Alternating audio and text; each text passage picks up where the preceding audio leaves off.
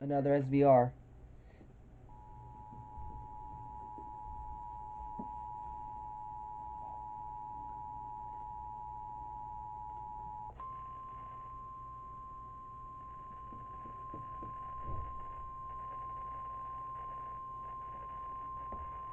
This is a severe thunderstorm warning message.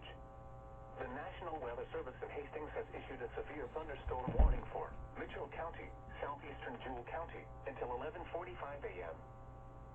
At 11:05 a.m., a severe thunderstorm was located near Glen Elder, or 10 miles west of Beloit, moving east at 25 miles per hour. Expected hazards include quarter-size hail. This is a radar-indicated threat. The following impacts are expected. Damage to vehicles is expected. Locations impacted include Beloit, Cawker City, Glen Elder, Asheville, Simpson, and Scottsville. For your protection, move to an interior room on the lowest floor of a building. Repeating, a severe thunderstorm warning has been issued until 11:45 a.m. for the following county: Jewell, Kansas.